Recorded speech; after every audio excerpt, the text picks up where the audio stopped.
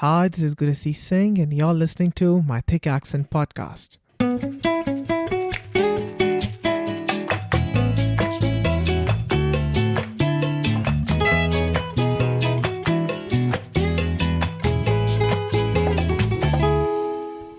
So we live in a world where our clothes, the way we look, and our job titles determines the way people treat us. And we being international students are the biggest bearers of this, where the survival jobs are considered somewhat inferior. But people forget that they are called survival jobs for a reason. In fact, I know enough people who have become business owners with the experience they have gained from their multiple part time jobs. Or how my guest today says, your current job or status does not define your limit. You do. She moved to Canada as an international student to study kinesiology, but then transitioned into becoming a business analyst at Deloitte. She's the founder and CEO of Redefined, a nonprofit with the primary objective of fostering inclusivity and recognizing diversity. She also received the Young Achievers Award by the Indian Achievers Forum. Her immigrant story got featured in the Michigan Times. She's also a keynote speaker for Arrow, the alternative education resource organization. She has organized various education, guidance, and career development workshops as well. She calls herself a learner, an entrepreneur, a consultant, a content creator, a speaker, a mentor, a daughter, and much more. Let's hear more from her about her journey from achieving her goals to juggling between various roles. Please welcome Ritika. Hello, thank you so much for having me here. I'm kind of really excited for the conversation today. And I think the way you said it, I'm impressed with myself, to be honest. And I think that's the best part of going to interviews is like people finally make you realize that, you're not that bad. Yeah. So thank you so much for that. Absolutely, and you are definitely not that bad doing this amazing work, spreading that positivity and hope, instilling that hope in people. So I absolutely love that. Glad to have you on the podcast. So Ritika, we are in the final month, the last month of 2022. Let me just start Yeah. by asking you, what are you grateful for this year? No, I think that's a great question to begin with. And I think something so important. I think for me, I would say is like, I'm just grateful for opportunities, Mhm. whereby I think there have been people in my life who have been really kind, to trust in me and know that I'm going to get things done, when they assign certain things to me or like give me Mhm. the space to have that voice and give me that access to platforms where I can kind of advocate for ideas or values that I'm passionate about. So I think I Mhm. would say I'm grateful for that. And if I can add in one more thing, I would say I'm also grateful for my family and the friends around me because I think Mhm. without the support of people around you, it's difficult to get things done because no matter how passionate, how driven you are, if your surroundings don't foster that, there's a high tendency you may not be able to reach your potential. So, Yeah. yeah, No, 100%. I think one of my things would be the same. If I have to say that, I would say the people, the support, yeah, the encouragement that you get, the family around you. I think that's the biggest drive for me for 2022. Okay. yeah, So let's just talk about Ritika, the breakthrough story. At least that's how, I got to know you. yeah, So I'm talking about the LinkedIn post where you shared the experience of working at La Rota Pizzeria, if that's how you say it. And you yeah, know how international students limit themselves and will do anything for PRs. Tell us yeah, about, first of all, how did you get that job? And also about the time that you spent there. And also tell yeah. me that what were you feeling when you were writing that post?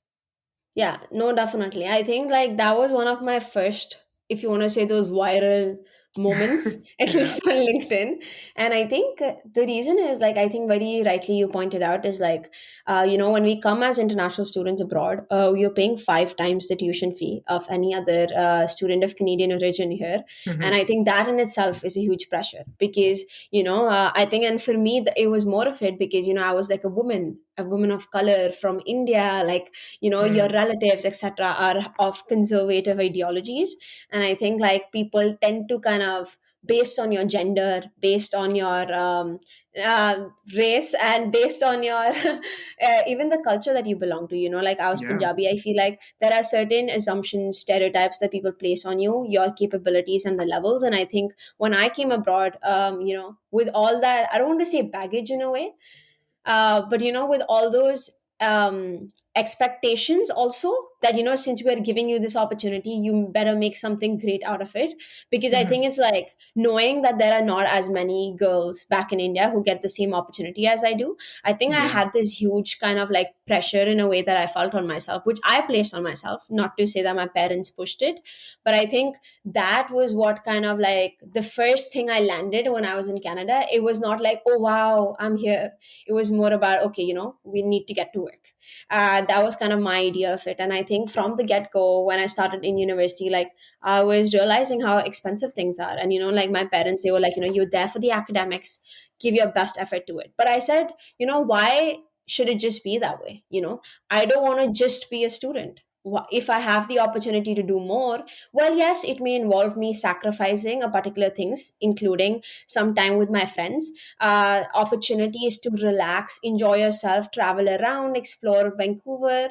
But I feel Mhm. like it's kind of like you look at the bigger picture, right? And I know what Mhm. my long term goal was. So that's when I decided, like I need to first, obviously, I cannot pay my entire fees by myself at that time, at least. So I was like, why not just start with taking care of my daily expenses? So that's when I Mhm. found like a part time job, and La Ruota Pizzeria was one of the first ones. And I think any international student would relate to this. But the way you kind of find part time jobs in Canada is like printing out your resumes, going door to door in a way, and handing those out, or Yeah. applying on Indeed.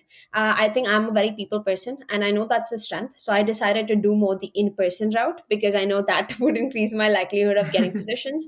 So that's how I got into a few places, but then I decided on La Ruota because it was closer to my office. My school. And even in terms of my experience, like obviously it's something which is very different, because I think in India, where we come from, our parents never allow us, or even like kids under the age of 18 don't necessarily like work Yeah, at exactly. cafes, etc. You're not serving people. And I think in India it's also because it's kind of looked down upon in a way. Or that segregation exists in terms of like Mhm. this person is from a richer family, or this person is from like a not so well-to-do family. And but I think in Canada, however, that's one thing I liked about Canada, is like irrespective of what kind of family or background you're from, everyone worked at cafes, everyone Yeah. worked at restaurants. And I think that just made you feel a lot more included. But at the same time, when you are a student who looks like they're not from Canada, and who speaks like they're not Yeah. from Canada, I Yeah. feel like there's a difference between you being that part-time worker versus someone else. Mm. I think because even before I came, and I mean, like I know a lot of us, like a lot of the people from our community have been coming down to Canada for a while.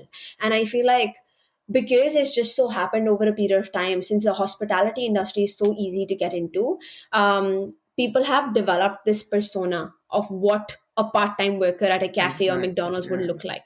And they look quite like us, a lot like South Asians. And I Yeah. think there was this tendency to just assume, well, that's what you're here for. Like I remember even in the immigration office, at the airport when I was coming in.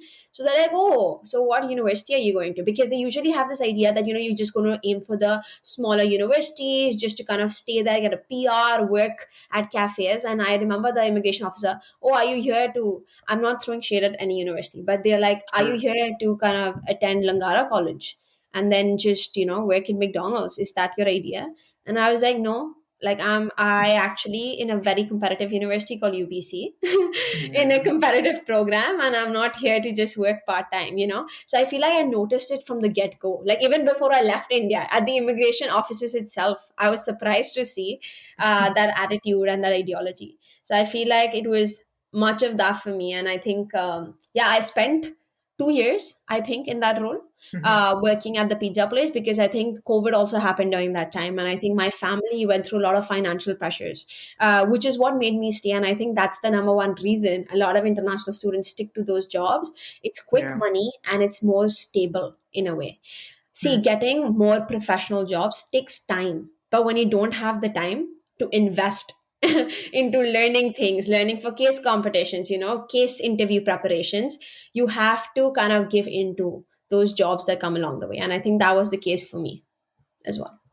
You talked about, how the visa officer was talking to you like that. So, for the longest time when I even came here, and like you said, it starts somewhat from our own community, that stereotypes that was built by Yeah. our own community.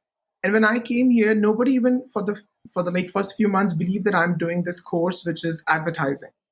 For the longest Yeah. time, people thought that I'm gonna end up, driving a truck. There's nothing wrong in it. One can do Yeah. that, but you cannot limit a certain community to do like a certain job. That's not Yeah, correct. exactly. No, 100% agree. That is just like, it's very like hurtful when you see that from your own community in a way. And I Yeah. think it's like we don't realize the repercussions of things that we say to our children at times, or, that our own Mm, community members say to us, whether it be relatives, whether it be someone else who is a fellow Indian. Because, like every time I talk to my mentees who are mostly international students, it's as if it's ingrained in their heads that, mm, oh, like, yeah, like any job I ask them, what are you applying for? It would ever be like, hey, I'm aiming for the big four. It'll mm, be like, yeah, like, I'm applying to Telus for the sales position, or I'm applying to Timberland for like this other position. And I'm mm. not saying, again, it's not that those positions are bad, but I just felt like everyone just kept themselves to a certain restriction in terms of the type of organizations that they're applying to, the level at which they're applying to organizations, and even the Mhm, positions. I know someone in Deloitte itself. They are from Deloitte USI, so India. And mhm. when they moved here, they had an MBA and everything. They still entered as a BA. In Canada, you would not be allowed to enter as a BA. If you are coming in with a MBA, which is almost like a Yeah. master's, you deserve to enter at a consultant level. So the first time when I met him, I was like, I'm entering as a BA because I did undergrad only. I said, Mm, you deserve to be at the consultant level, or even exactly. starting a bit higher, since you already have 2 years of work experience at Deloitte. He should start as even a senior consultant. So I feel like we have that tendency to just undersell ourselves constantly and think that we're not the best out there, just because of the way we speak. And it's a lot because of the way we speak, and sometimes even because of the way we look. I think growing up, we've just seen a lot of ideas of what CEOs look like. And for some Yeah. reason in our head, we usually imagine white men sitting in those positions, really dressed up in a suit and coat. We Yeah. don't see someone who wears a pagadi. Very gender, very race specific as well, and very Yeah. socioeconomic status specific also. That we Mm. imagine is mostly the rich folks. But no, you have so many Sundar Pichai. Look at him. Yeah. Like, he started from nothing and look where he is. So I Yeah. think those are like things that definitely exist. Yeah. Yeah, there are definitely some great examples one can learn from and Yeah. just get inspired from those. Yeah. Yeah. So two things I want to ask you, Ritika. One thing again about the post when you were writing it. Let me just ask you this question: did you feel like it's gonna go viral?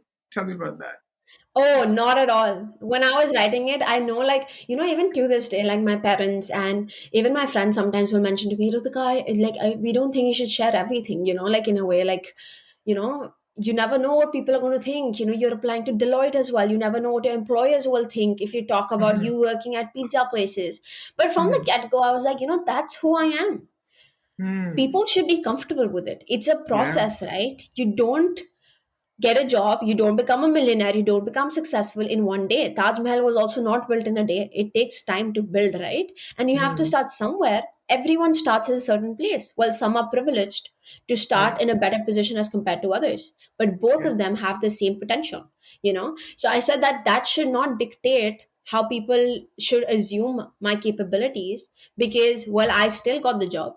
I still got it through networking. I still got it through hard work and effort. So it's the same thing. In fact, it should just go to reinforce my capabilities, that, she came from there, but still she went to where she is. And I think, Mm. even when I was writing the post, I was like, you know what? Some people are just going to think like, oh, we don't want to even know about your story. Why are you even bothering sharing this with us? But, I just Mhm, felt it was something that's important, because I was feeling it inside of me. It's like not frustration necessarily, but, just my own experience. And I think I consider LinkedIn, even to this day, as like my self-expression platform. mm, Like, recently I've come across so many people who even tell me on my face, we don't like the content you post. And I was like, that's completely fine with me. I said, it's very simple, just go and follow me. Like, it's very simple. You mm. do not have to tolerate my posts. And then people will also find it annoying at times. And Mhm, but it's like, like, again, I kind of disregard that, because for me, it's like, it's my platform for self-expression. Like, it's mhm. my way to vent things out. It's my way to kind of even resonate with my audience. No one talks about financial failures, no one talks about failures in general. And I thought, like, why don't I bring on topics which are sensitive in that space, which people are not comfortable sharing? Because I'm sure 100%, even if someone says they've not gone through it, they've definitely gone through it, Yeah. It's just some of us put on like a face, like a strong face, to show that, oh, we're not vulnerable, but everyone is deep down, so yeah, I did not expect it, but But Ritik, how do you make sure that your content doesn't deviate towards the toxic positivity? Because there is a fine line between yeah. positivity where it can, become a toxic positivity. Because like you posting like a barrage of positive posts might not work for some people. So how do you make sure that it does not go towards that toxic spectrum? Yeah, no, that's a good question. I think I try and maintain a balance. So, like, if any post that I'm making, let's say even about my successes or any awards I'm winning, I always balance it out by talking about how I reached where I am. If I talk about getting the opportunity to speak at events, I'll kind of Mhm. speak to how was I able to get those opportunities, or I'll speak to how far I have come, just to showcase to people in a way that it is possible. I won't just say that like there are some posts where I might just say, it things like you can do this, kind of like just Mhm. general motivation. But Mhm. that's more of like daily motivation post, you know what I mean? It's not like that same person is going to see that same post of mine every single day. So even when Mhm. they're seeing it for a fraction of a second, my hope is just when they come across that post, it at least may just bring them a little bit of a smile. You know how people print out posters of positive quotes across Yeah. their room? I want to Mhm. become that room for them in a way that every single Mhm. day when they're waking up, at least, even if it may be repetitive, it's fine, but people need to hear it, like keep hearing it as long as, like, until the day that they actually start being like, you know what, I think today is the time I actually get up and take a step towards it, because I am the only person who can change things for myself, no one else can. And I Yeah. feel like, like, I always constantly get multiple people, like my mom always tells me this: when you go out in the media, you're going to get people who support you, but you'll get a lot of backlash as well. People misinterpreting what you say at times, Mhm. people trying to pull you down in a way, or people criticizing you because they know you're someone who's vulnerable because you've spoken about it online, and Mhm. I knew that that is something I was signing up for when I started producing content. So, like, that is something I still keep an open mind to. And I just make sure, as you said, I do not become that toxic positive person in a way, but I maintain it with a balance, because I share my failure stories as well. I Yeah. once shared that one session I hosted, only 3 people showed up to that session. Mhm. And actually, I think 87 people had signed up, and only 3 people showed up. And I just meant to say, this happens, it always happens. What you have to do after that is just realize, reflect back, okay, what is something I may have done wrong? What is something that went missing, that this 87 people did not translate into people who showed up for the session? You know, Mhm. that was different. It was because of the time issues. But, like, just figuring it out what it was so that next time you can work on it. So I feel like I try and keep that balance. I think you said it right. It's about, some people come across your post at a very certain time, and they might not be in that Exactly. mental space to really perceive it in the way you have. You are basically trying people to perceive it, right? That could be the Yeah. situation. But do you, Yeah. Ritika, plan your posts, or do you just like sit in like very impromptu? Very impromptu. Very, very impromptu. And I think, like, I don't know, like, for me, someone told me, is like, initially I was never a person of consistency, but someone told me, like, my a few of my mentors in the creative space, and I asked them, like, they're like, like, it's kind of like your job also, or it's like, just in general, when you're trying to succeed, you have to be consistent. There are going to be times you're not going to produce highest quality of work, and that is normal, because guess what, you're a human, you're not god who can produce like amazing 5 posts every single day. I'm not Yeah. also on just one platform, I'm a part of 3 platforms. Producing content every day for 3 platforms, in addition to doing a full-time job and running an organization, is not easy. And I know that, if I also know that sometimes the reason my quality the content of my quality some days may not be the best is because I'm doing all of those other things. That's why sometimes I think, Mhm. even as creators, we get really stressed. Oh, my content's not doing this well, the other person. But you have to place it all into context.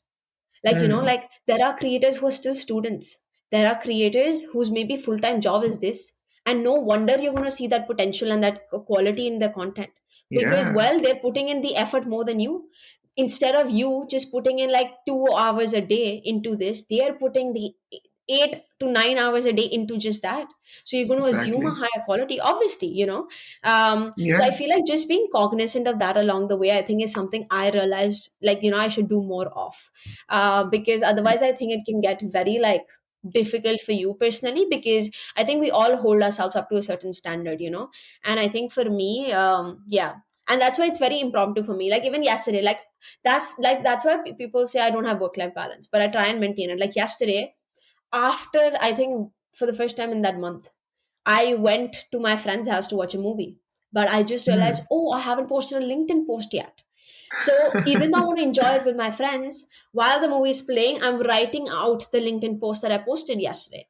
Now, again, Mhm. that post may not be the highest quality, but it is a dedication for me in a way that, I've committed myself, if not twice every day, at least once every day, I have to produce a post, Mhm. and I mean, and yeah, I don't know, it's also like a good leverage way for me to kind of express myself. So yeah, it's very impromptu in the moment. So I posted, I wrote that post as soon as I made it, I posted it. So that is how impromptu it is. So let me take you back to the time you spent in India, Pune Yeah. specifically. That's the city you are from. Tell me about the time you spent there. How was it like just growing up there? Maybe a little bit about your high school, or what was the focus on growing up?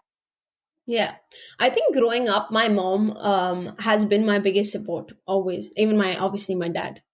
Poor guy, I always undersell him in this sense. No, but he's always been there, and I think for me, like it's just my parents are kind of like a combination of them is what I hope to become one day, and Hmm. so I think they have been my driving factors or enablers for the longest time, and even to this day. And I think even when I was in India, I remember my parents always told me this one thing is like, no matter what you do, I want you to make sure you're creating an impact. It Hmm. could be you by being a musician and bringing a smiles on people's faces. It could be you by dancing. It could be you by being a doctor. It could be you by doing whatever you want. And I think just getting that leverage for them. And they were never those parents who said, oh, I want grades from you. Hmm. Never. They're like, okay, Ritika, what impact did you create today? Like, they asked me that even from a young age. And I think when I was so young, I would also like think to myself, like, what do you mean by impact? Like, what exactly do you Hmm. mean by it? Like, and I think Yeah. they let me define it for myself, like what it actually means. And I think they kept asking me this question the entire time. And I think when I was like 6 or 7, that's when I really understood what it meant. And that's when I had good answers to give to my parents every single day on what I did. It was either helping out a friend at school, it was either helping on my grandma cooking something, or it Yeah. was either running errands for my parents, Mhm. or helping someone with a car wash, like just general things. And I think they also always pushed me to be entrepreneurial. I think I remember when I was very young, also, I started my own thrift store out of my home. And I called all my relatives, I gave them tickets to come visit and buy Oh things. wow. So the saddest part was not only did they have to pay to enter that thrift store, but they also had to pay for obviously the things that they buy. And I also made them pay to leave the thrift store. So, Hmm. like that was me when pretty young. So I'm saying, like, from a very young age, I was given the liberty to do whatever I want. And my parents strongly advocate, especially my dad, like he always wanted daughters. And even when, like, we were born from a young age, unlike a lot of people, in my, not just my community, but a lot of my relatives, unlike them, the way they are towards their daughters, I think my dad was just like, like, to me it doesn't matter. And he's like, like, he even never said, oh, you are my son. Because okay, why do he always told me, I don't understand when people say that, because people used to tell me that, oh, you're like the son for your family. My dad told me, she's not the son, she is the daughter of the family, and she's doing exactly what a daughter does, helping her Yeah. family out and leading it forward. So I think that mindset was huge for me, and it comes from my parents, and I think I just take that forward. And while I was in Hmm. school also, like, I went to an ICSE board, very very academically run. And I was very different back then. I was very much more quiet.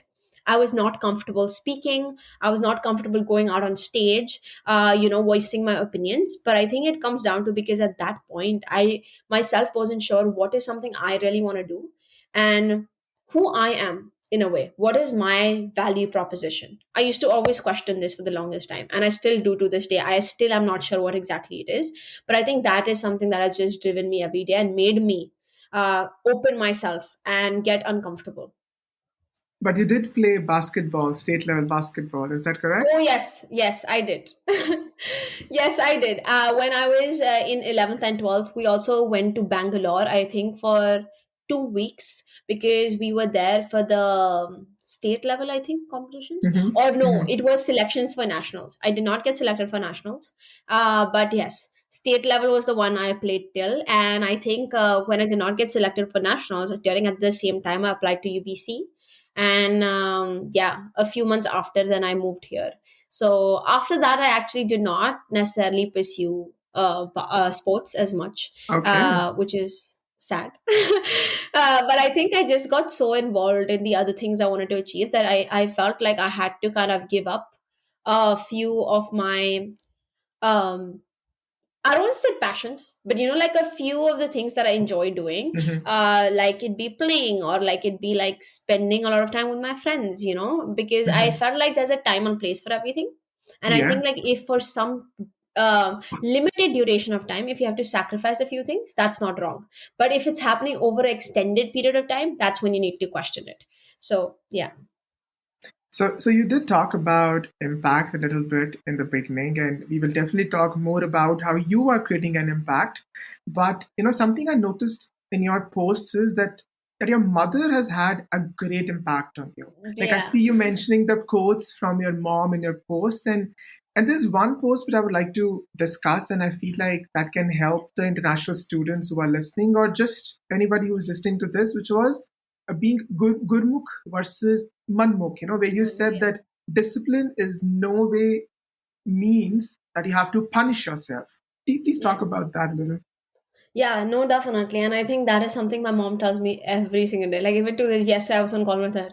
I was telling her, like, I had an application to submit for this entrepreneurship competition that is happening. And Hmm. I had just come back from work. It was 9 p.m. And I was telling her I feel drained, you know. I just want to go meet with my friends and everything. And I was like, but this application is due at 12. And I think that's when she asked me, so what do you think right now? Are you being a Gurmukh or a Manmukh? I was like, yeah, okay, I'm being a manmukh, I get it. So I think she always used that. And I think, but like, it's like, it took me time to understand what it meant. Because Hmm. initially when she was saying it, I thought it meant, oh, you have to stick to things. Like, you have to be waking up at 4 a.m. every day, like, doing, your prayers first, then going to the gym, Yeah, studying from this time to this time, being focused, limiting time with friends, etc.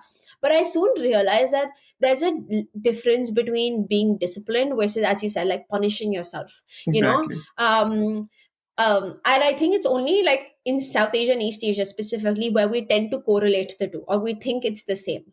Because those classic advertisements where you see the teacher also hitting the child on their hand if they don't perform well in class, or like Yeah. anything like that. So I think those things are just very embedded in us. But I think like when I was following that route, I realized like when I moved to UBC, actually, before UBC, when I was in high school, like I remember my 10th exams. I was like, if you want to say, I used to punish myself quite a lot in the sense that my discipline looked like whereby I was studying 12 hours a day and I used to skip meals Mhm. just to make sure I'm getting the best percentage out there. I used to skip meals. Actually, I used to not even have the two, 3 meals, nothing I used to have in a day. And I used to tell my mom that don't disturb me. I need to do it. And I think Mhm. I was just going through that phase because for me, I thought that meant hard work. That is what Mhm. hard work looks like. But then I realized it's not about working hard. Even a donkey works hard. Mhm. Like my dad told me that time when he was seeing me do all of that. I don't mention him as much, but there are like these small things that he'll always keep dropping throughout my life. And one of the things he told me is like, see, there's a difference between a donkey and a horse. Both can do the work that is needed, but a donkey slogs. And that's why it's treated like that constantly. So he's like, it's up to you. Do you want to be someone when people look at it and be like, oh, this is someone, who is very hardworking? Keep giving her the work that you need to get done. Mhm. And even when I joined my job, my mentors told me that. They're like, Ritika, don't necessarily be someone who's very hardworking. Be someone who's smart at working. Because if you're a hard worker, people are going to take advantage of that. Then they're going to be like, oh, this intense deck you want to get done, oh, pass it over to Ritika, she's very hardworking. In that way, they're going to just keep slogging you and make you that donkey at the end of the day. But he's like, you don't want to be that, right? So he's like, start working smart. That's when I even came to Canada. I think I was able to redefine what discipline meant for myself. And that's when I think was during the same time that I started sharing this post. Because when I went to Canada, I was like, you know what? I'm a human. I need my social time as well. I need other things. But that discipline, I think, is more about you being determined to accomplishing your goals. And now this doesn't have to be over extended period of time. This means you being mindful and being able to prioritize what's most important.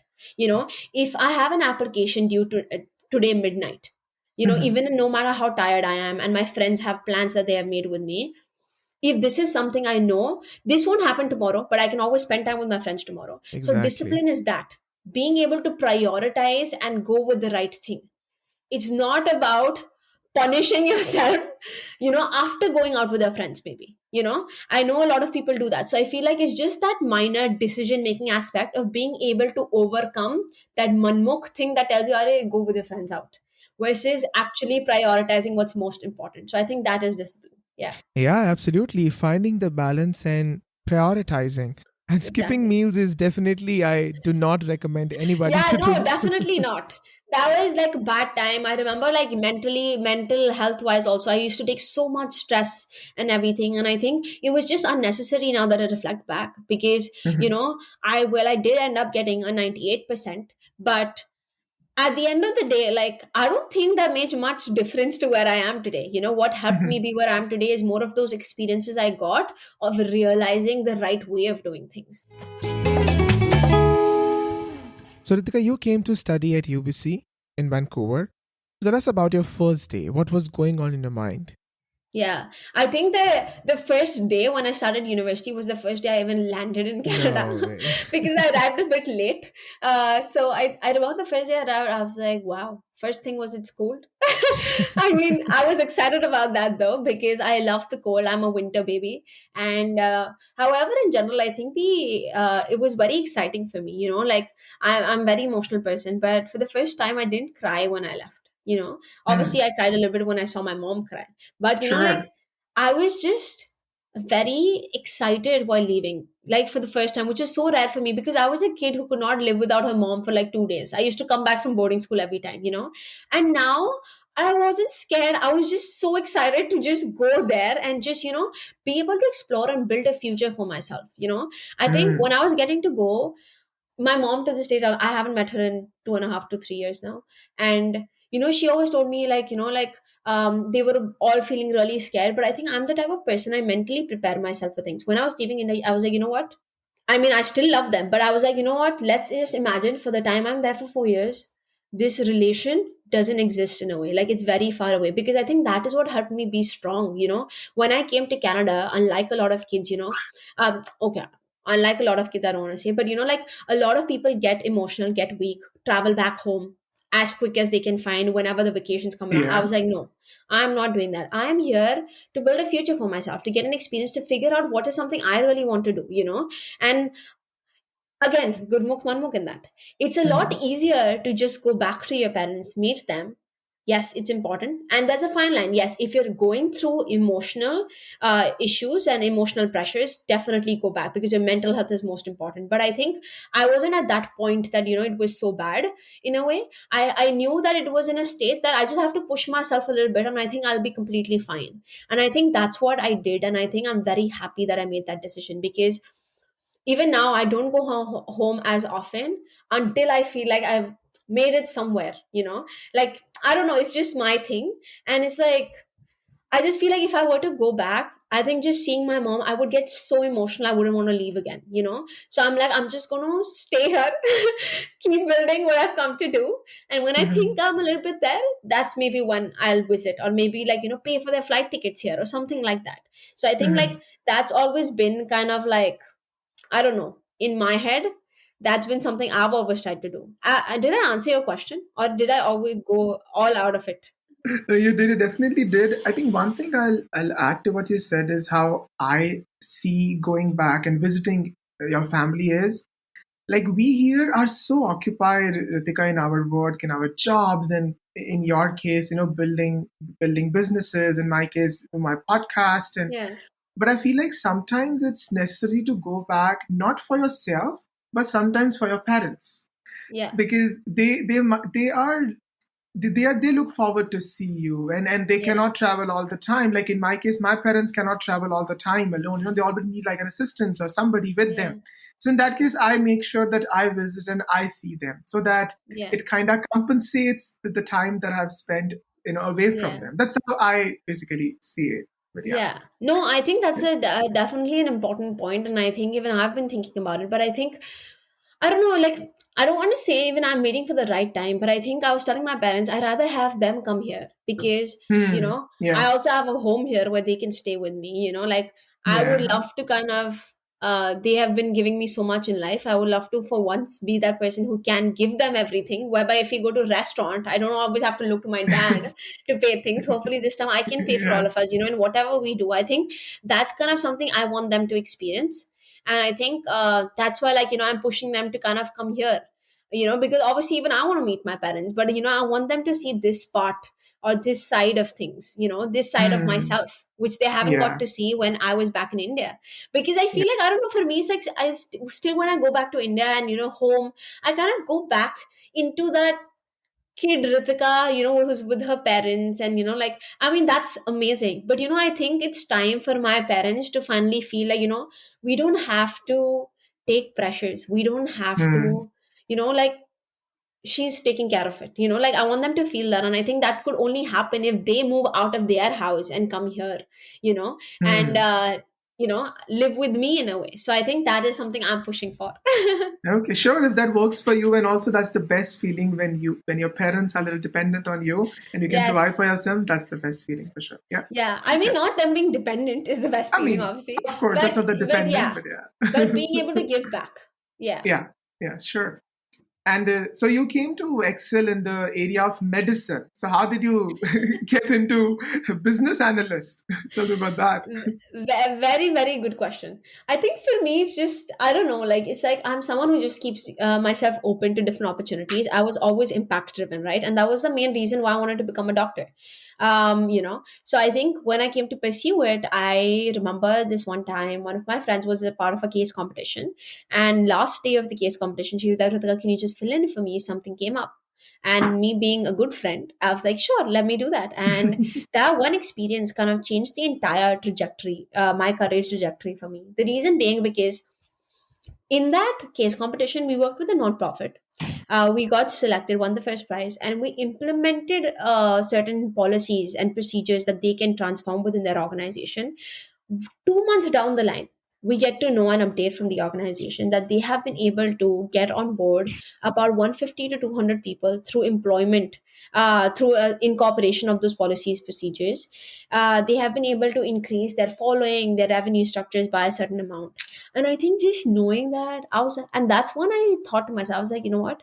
In that case competition, I worked for 4 hours. Uh, you know, as a doctor, I would be able to impact one person at a time. But right now, I felt as if I was able to empower like an organization or a community at a time. And I Mhm. think that just kind of blew my mind. I was like, wow, there is so much potential here. And I think like that's when I started looking more into, okay, what is consulting? I didn't even know what consulting is. I just thought of it something more problem solving kind of a profession. So I started, literally, I typed on Google after that competition, problem Mhm. solving involving I don't know, like, positions involving problem solving, something like that. And consulting was one of the names. Even like marketing managers, consultants, those were like a few position titles that were popping up constantly. So I was like, why not look into this? And I think I initially started off a bit more in the marketing space, actually, where I started working with a lot of nonprofits in Canada and in the US, and getting my experience working with them. And when I was working with them, I was like, you know what, I enjoy this, but more than just the graphic designing part, I enjoy more of the other aspect of it, which is the problem Mhm. solving aspect and the strategy aspect. So I was like, okay, let me dwell delve deeper into this. And that's when I started networking as well. So I was asking people, I enjoy marketing, but I enjoy the strategy side. They're like, oh, have you looked at consulting maybe? I was like, what is that? They're like, it's purely just strategy. I was like, oh wow, like, that seems like a great fit. And I think then I Yeah. just started networking with a lot of people in the consulting space, understanding what's actually the work that they're doing. And what I realized, I realized a gap that not a lot of people from non-traditional backgrounds were getting into business fields like consulting. Mhm. And me being me, when I noticed a gap, I'm like, we're gonna fill it. So when I noticed that gap and I saw that people kind of just looking at you judgmentally when you were like a science student showing interest in business fields, as if like, you're not capable to kind of make those transitions or operate in those similar settings, I Yeah. just thought to myself, like, I just felt like that wasn't true and that wasn't right, because I feel like consulting, once I understood it, it just seemed like a diversity of people is what they're constantly looking for, because you need those different perspectives coming in. Yeah. And then I just honed in on that. So I feel like even when I was networking with people, I realized there was a little bit of educating I had to do in a way, indirectly. Like break it down for them. I was like, okay, so what is consulting exactly? I said it involves these skills. And this is something I was doing even when I was in kinesiology. Even when I Mhm. was working at clinics, or even when I was working with clients in healthcare settings, these are exactly the things I was doing. I was communicating with the clients. I was writing a timeline of implementation in terms of when exactly they are like, the exercise routine should last. Third is I'm performing constant assessments through Mhm. their healthcare checkups, to Yeah. see if they're on track. So I'm doing exactly what a consultant does, Mm. except I'm doing it with a one person, and more from a health perspective. They are doing it with an organization, more Yeah. from a business outcome perspective. So it's kind of the same thing. And I think when I broke it down for people like that, they're like, oh, we never thought of that. I said, exactly. And when I got that response from people, I was like, you know what? Maybe there are others also who don't know this, because it seemed very simple to me. I was like, I'm sure like everyone knows this. But then you just realize sometimes common sense is not so common. And it's like when, people started being like, oh, wow, you have done this, Ratika. Like, I was like, to be honest, it's a very simple thing I did. But Mhm. I think it just seems awesome or amazing is because maybe when I started, not as many people were doing it. Or maybe Mhm. because it wasn't like a common ideology or a common perspective that people shared. So I think that Yeah. is one thing also I've been realizing like recently, about entrepreneurship in general also. Like you don't have to have an idea out of the blue. Like, you don't need to be like one of the pioneers of something. Like I watch a lot of Shark Tank. I don't know if you do. And maybe I'm straying off the topic a little bit. But this last point I'll mention is like, I don't know, like if you watch it also, like you just realize like how you do not, with your ideas, you do not have to have an idea out of the world. You do not need to have something that's never been done before. You just need to know how to sell your idea. That's why I strongly keep advocating constantly for sell yourself. Like, don't undersell yourself, kind of a thing. And I think like if you want me to summarize, I would say it's top three things. It's kind of starting Mhm. with developing a great understanding of where do you currently lag, where do you want to get into, and Mhm. breaking things down. Don't Yeah. look at positions just from their position titles. Break down those position titles. What does it entail? What skill sets? What technical skills, soft skills, etc. do you need? And do you have those currently? If not, how do you fill that gap? Secondly, is networking is a huge aspect of it. Talking to Yeah. people, diversity of people is important. And by diversity, I mean diversity of positions, diversity of companies, in diversity of roles. Because I know when people are mostly networking, they network with specific type of people, like mostly recruiters. But that does not make sense because Mhm. everyone's reaching out to recruiters. How do you think you're going to be that one person out of like 200 people who's going to get noticed by the recruiter? Well, it's rare and random. Having been at the employer side as well, I know that it's rare and random because when we select on a random basis at times, even though it's not fair. And third is, I think, following up constantly and showcasing that passion and speaking for yourself. The entire journey is about selling yourself. If you cannot prove to someone or convince someone why you deserve that role, no one else is going to convince them. Mhm. There are people you may find who are going to back you up, but there aren't people who are going to speak for you, so you have to learn to speak the talk yourself. Yeah, Yeah. Yeah. Nobody knows your value unless you tell them about it. So nobody knows exactly. about it. Yeah. Yeah. Okay. Okay, Ritika, now let's just unfold the story and know more about the mission and vision of Redefined. So you Yeah. started it in January 2022 and decided to help individuals despite their cultural, educational, and socioeconomic backgrounds. Tell us about the inception of the idea first. Yeah, so we're gonna almost be a year old. Yeah. But I think for us, Congratulations. it's like, thank you. But I think it started about as just like this.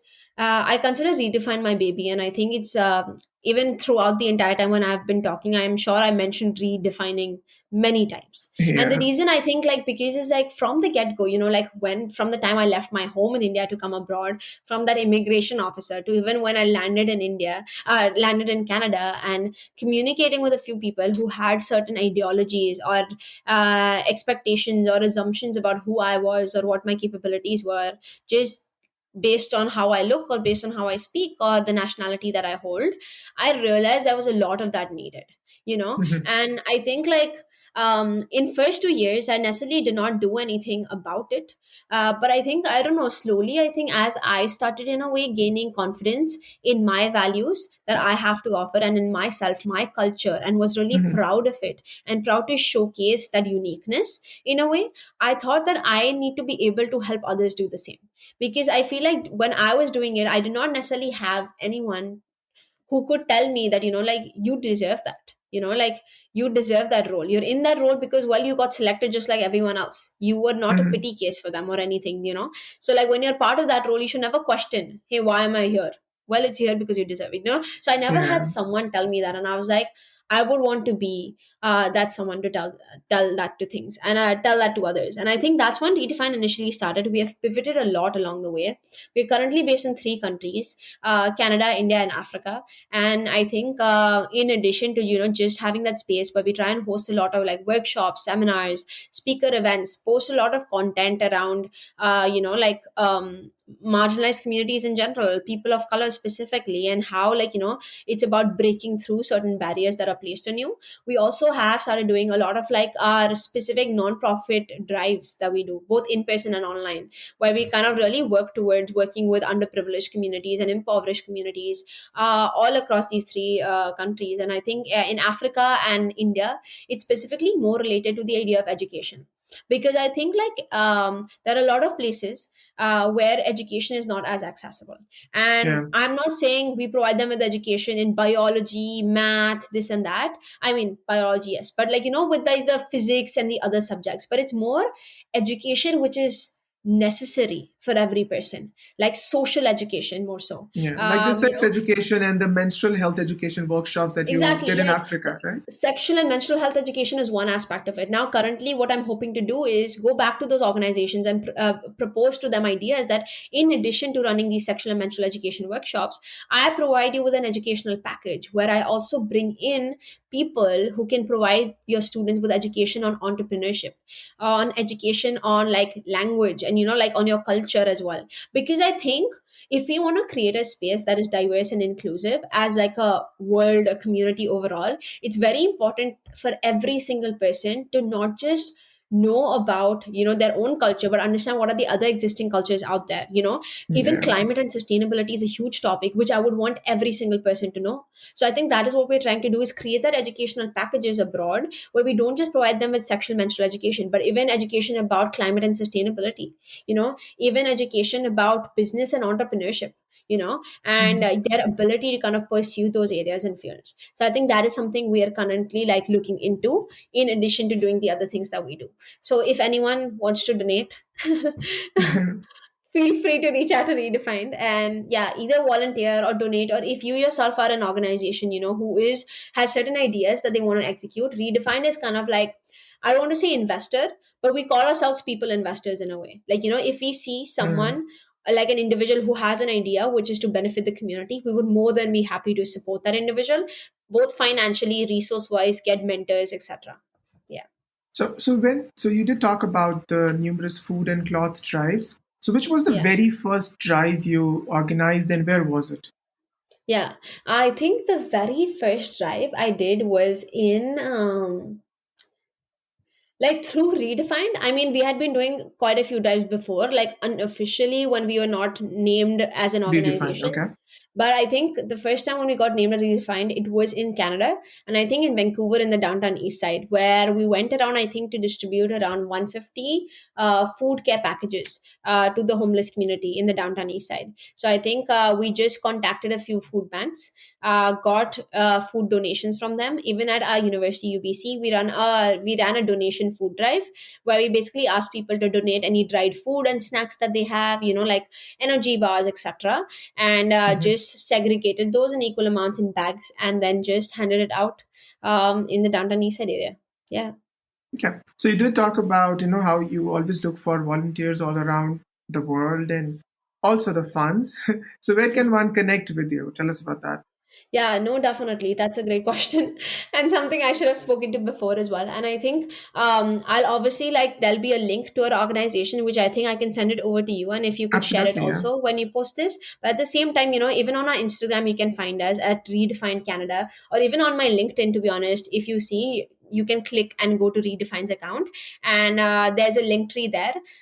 Feel free to even message us anytime if you are someone who has an idea, if you want to volunteer, or even if you are looking to donate. All that information can just be found on that one link that is there. So yeah, more than happy to kind of have ideas come in and like work together to create an impact. Yeah.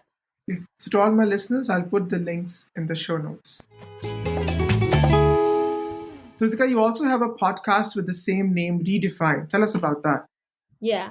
No, so that is something like I began, I think, during the same time that we kind of got officially registered at BC. And I think the whole purpose was to kind of give a voice to other individuals, who are also in a way like, come from communities which are not the dominant communities abroad, or come from communities which are also marginalized in particular ways.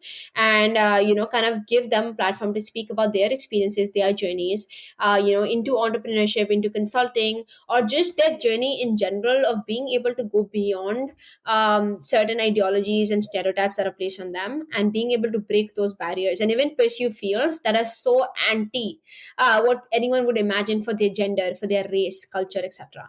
So I think that was the whole idea and the purpose behind it. But obviously, as we say, like, you have to prioritize things along the way. When I was doing that, it was great, but I think I also did realize that it was taking my time away from the actual groundwork that Redefine really needed. And I Mhm. think that's why it's been on a hold for quite some time. And I think I just realized that, like, if I am to restart it, I just do it in a way that's like, with great quality, and there's effort being put into it, because there's just so much I can do as a single person. Yeah, So I think it's all about that, like, that's why I think like finding a team is so important, especially as an entrepreneur or anyone running a business. Is like, it's very difficult to find people who are as passionate as you about the same idea and the goal you have. And I think that's why I absolutely. always say I never look for educational qualifications or anything. It's all about, are you someone who's willing to show up? Are you Mm, someone who's willing to show up to those meetings? Are you someone who's willing to go into the community? Will you commit, even if it's just an hour a week? Are you ready to commit that? Can I trust you mm. on that? That's most important. So yeah. So Ritika, you have achieved, all these accolades you have in your cap, lots of feathers in your cap.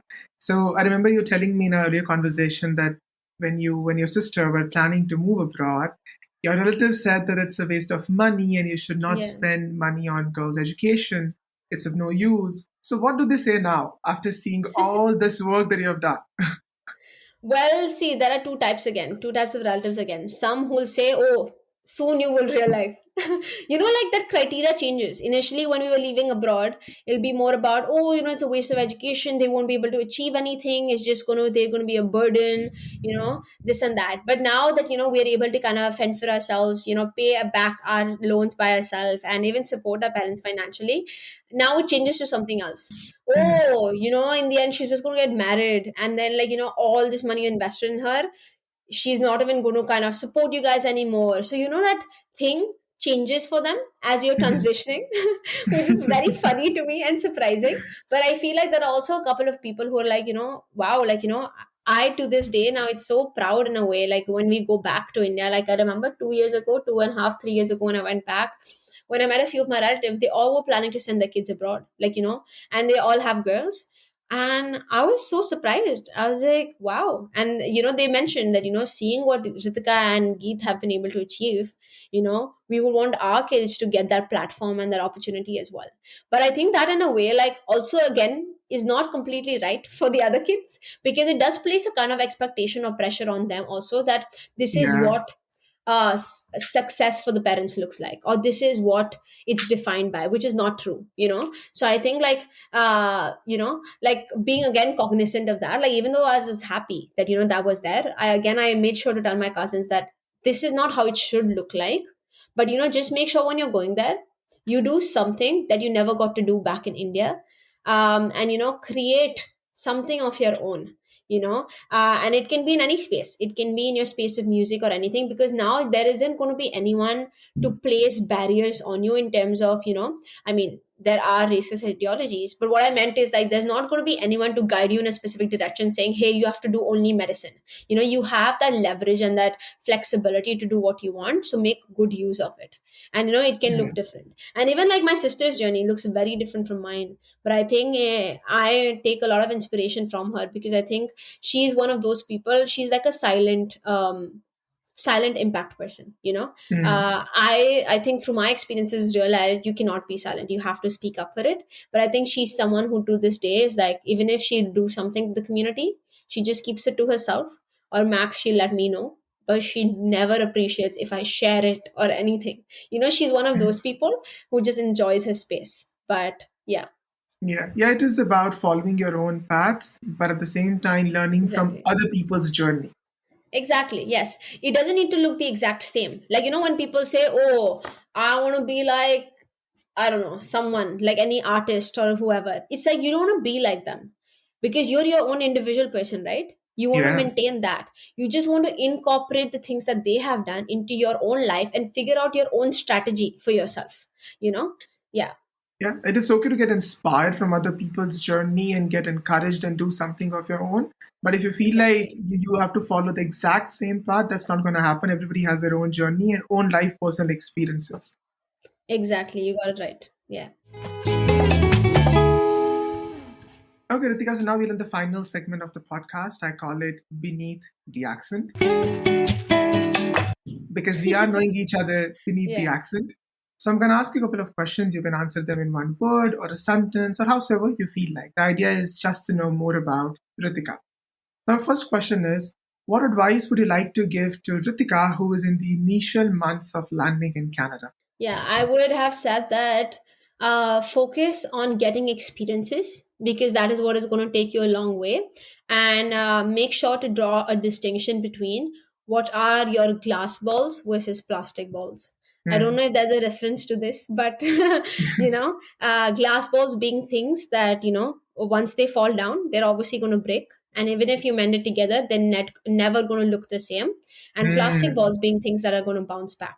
So make sure to know what are those glass balls for you. For someone, that could be your mental health, that could be your family. So that should always come first, because you cannot mend it.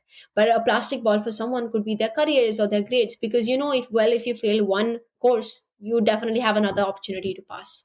So like doing that. Yeah. I love that analogy. I don't think so I ever heard this analogy before, glass balls and plastic balls. Love that. Yeah. Actually, it's not even my analogy. I heard it of a friend from somewhere. She said that she read it somewhere and then she told me about it. Okay. So if you had to describe yourself as any creature in the world, what would it be? Hmm. Elephant. I just love elephants. So sweet. Like, I don't know, they just seem such pious beings with such high amount of wisdom. And I think, I don't know, I would one day hopefully want to be that person or that mentor in someone's life where people consider me valuable enough, to get my advice. Mhm. Being able to be that person, I think is just incredible. Whereby people are hungry to be a part, like, of something with you. Oh, that'd be like ideal. That's my like dream goal. Yeah. So, what's the one habit that you adopted that changed your life?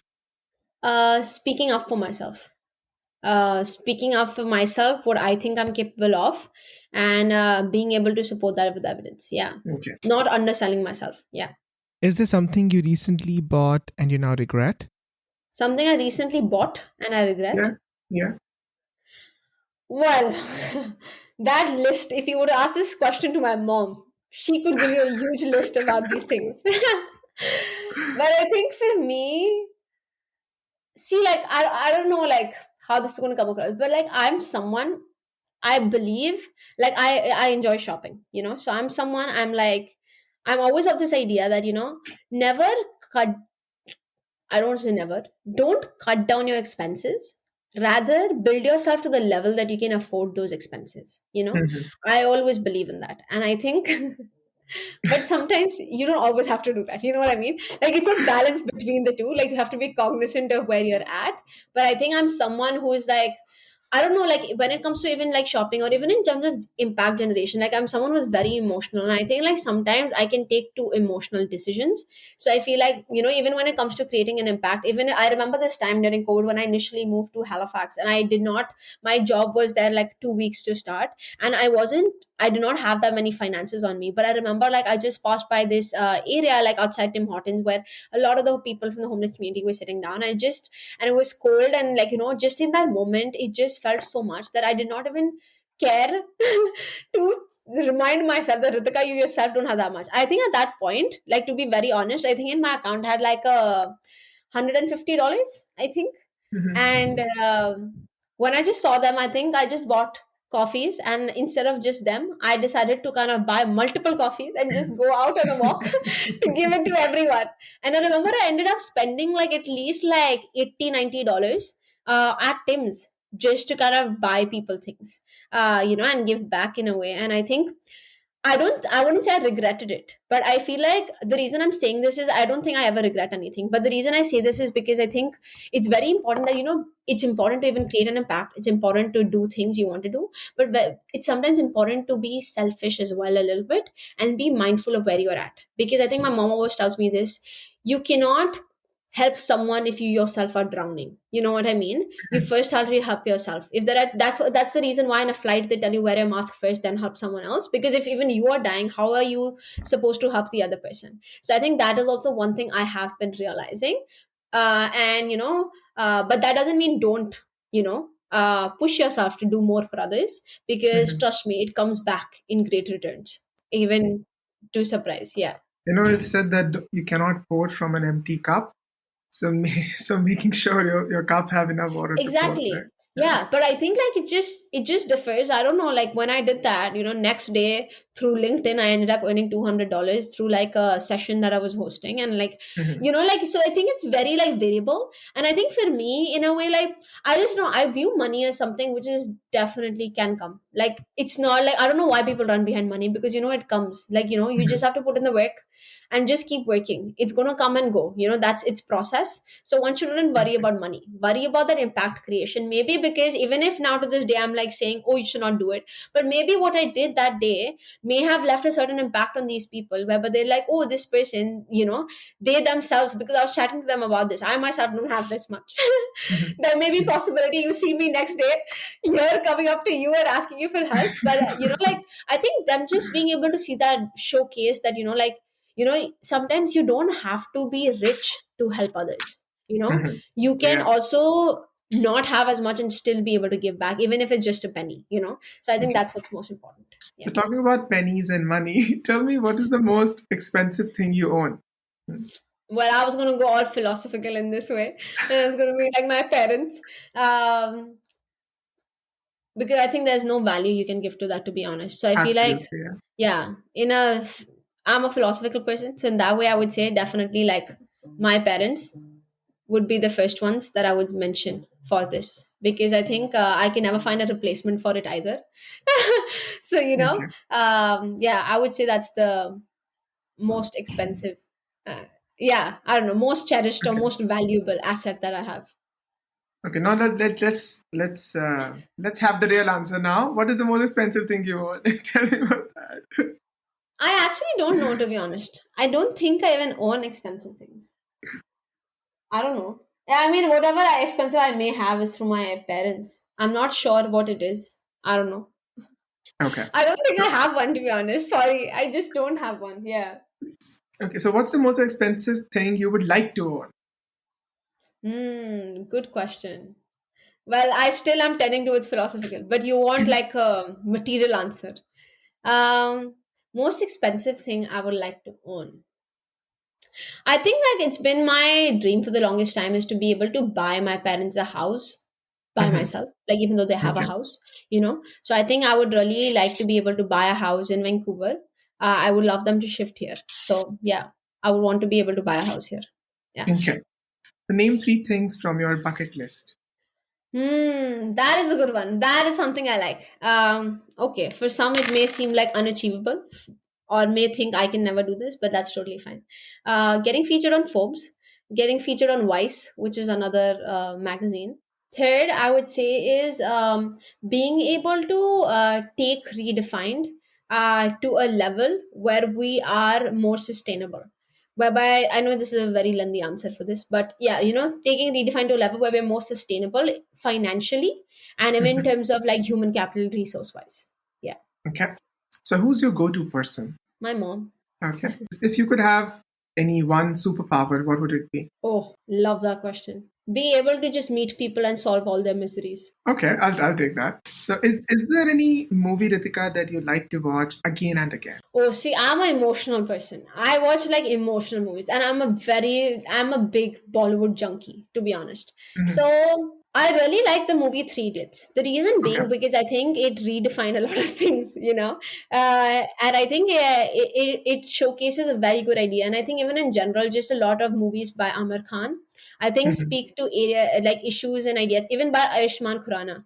Mhm. Like there all the movies that he makes they speak. I think recently I forgot the movie that he made which was about trans people, and it was just amazing the way they brought forth that idea to an Indian audience, and it was very appreciated by the audience. So I think it was just Mhm. incredible to watch that movie of how it's like media is a great way to make people comfortable even with things they're uncomfortable with. So I think I Mhm. really liked that. Yeah. Yeah, yeah. The movie was called the Chandigarh Kare Ashki. Yes, correct. Yes, That that was the one, movie. that one. So good. Yeah. Okay. If anyone, whoever is listening, please go watch it. What are you watching currently on Netflix? Oh, I'm not a Netflix person. I just watch Shark Tank on YouTube. You know those 6-minute videos? I literally don't get time to watch stuff. And I think while eating, when I do, I just watch Shark Tank. So finally describe Canada in one word or a sentence. Soon to be home. Okay. Feels like home already. Yeah. Yeah, I would say the same. Yeah. Yeah. So let me conclude by saying, some taking some lines from one of your posts, which was just believe that what you are doing is right, stay consistent, keep reaching out to people, and focus on building relationships and not references. Your time will come when it's right for you. So, on that note, Ritika, thank you so much for being on the podcast and adding value to my listeners. Thank you so much, and thank you for having me here. I'm really excited, and I hope everyone takes interest in Redefined. Is passionate about the ideas that we are working on, and we would love to have you guys join us as well. Yeah, Yeah, to all the listeners, you can reach out to Ritika and her team. I'll put the links in the show notes. Thank you. thank you. Hey listener, thank you for making it to the end. I highly appreciate you listening the podcast. Subscribe to the podcast if you haven't as yet, and please share with your friends or anybody you think would like it.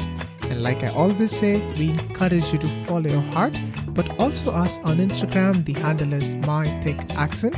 You can also leave us a review or write to us at hello@mythicaccent.com. So stay tuned and let's continue knowing each other beneath the accent.